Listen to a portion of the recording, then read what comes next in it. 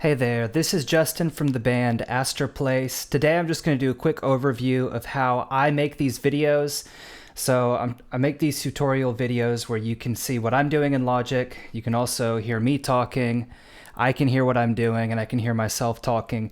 It takes just a little bit to set that up and then also to capture the screen so it can be shared. So I just want to explain how to do this. This could be useful for others of you who are interested in making this kind of video. So first things first, I am in Logic, and what I'm actually using to record myself is QuickTime, which is just built into the Apple operating system. So let me go through kind of step by step how I set this up.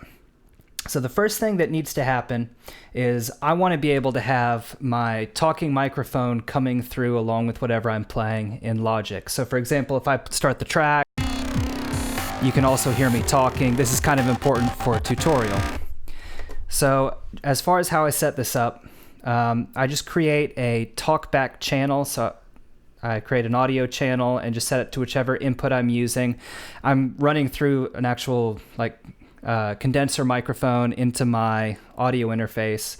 Theoretically, you could use the mic on your computer too. So I have that set up here, this talkback track. So I just have it set up with a little bit of compression so that you can hear me talking, make things a little bit louder. A couple important things you need to do. First, if you go to the talkback track itself, which for me is right here, we want to make it so that when I solo things, so as I'm explaining, what I did on a certain part, you can hear me talking along with the soloed section. Normally, if I solo something, you won't be able to hear the talkback.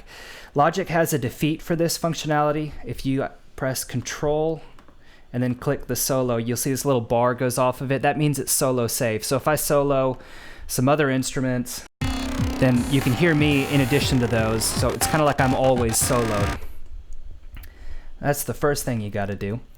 The other thing that I have set up is I have a compressor here on the output that just pulls down the volume of whatever is playing when I'm talking so that I don't have to compete with whatever you're hearing. So you'll notice if I just play a track and don't talk, there's no compression, but if I talk, you can hear that actually the volume of the song playing goes down a little bit, and that's just so that you can hear me. So to set that up, I am side chaining the whole track. So I set the side chain up here in this corner to input 1. That's where my mic is plugged in. And that means that instead of looking at the incoming audio to the compressor to figure out what to do, it's just listening only to this one input. So it's super easy to set up. And then I just have this threshold set up based on about how loud I'm talking. And I have it down pulling the volume down to at a ratio of 1.4. It's just kind of optional, but it's helpful for your audience to be able to hear you talking when you're demoing tracks. That's all this setup within the actual Logic project itself, but you have to do some other stuff to route the audio from Logic to QuickTime. So let me go over that real quick. So let's see. If I were to just open QuickTime, this will be hard to show because I already have it open. When you open QuickTime, there's an option to have a new screen recording. I can't show you that because I'm doing it right now.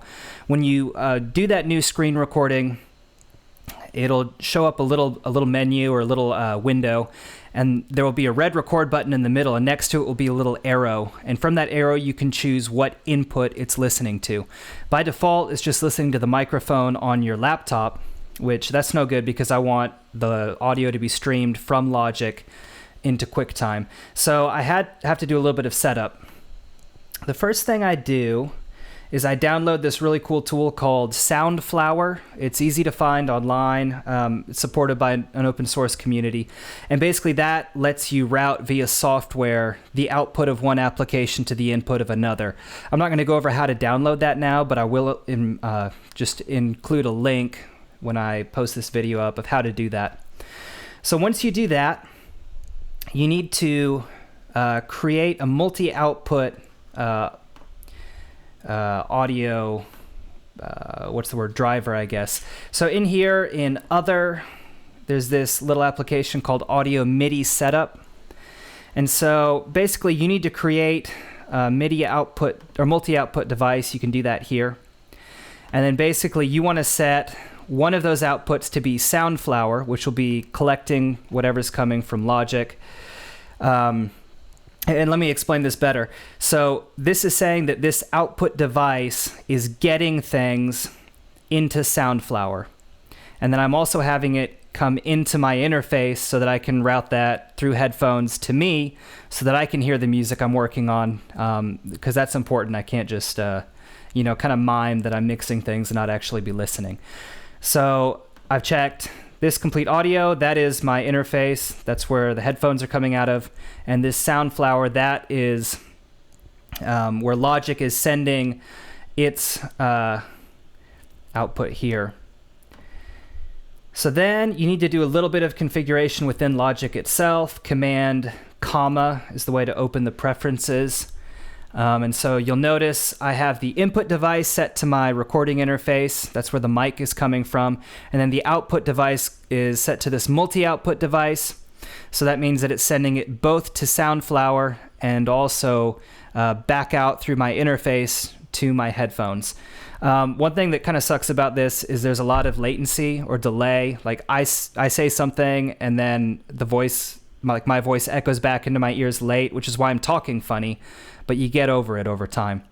One other thing that's helpful is to set your I/O buffer size to be as long as possible. Basically, the longer your buffer, the less intensive running Logic is on your computer, but the more latency there is between input and output.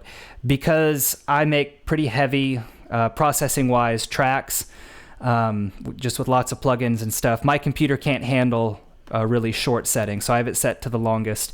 Probably most of you will as well, unless you have really powerful desktops, but on a laptop, it's kind of a given. So once that's all set up, you can go back into QuickTime, and from that little drop down, select Soundflower as the input to QuickTime.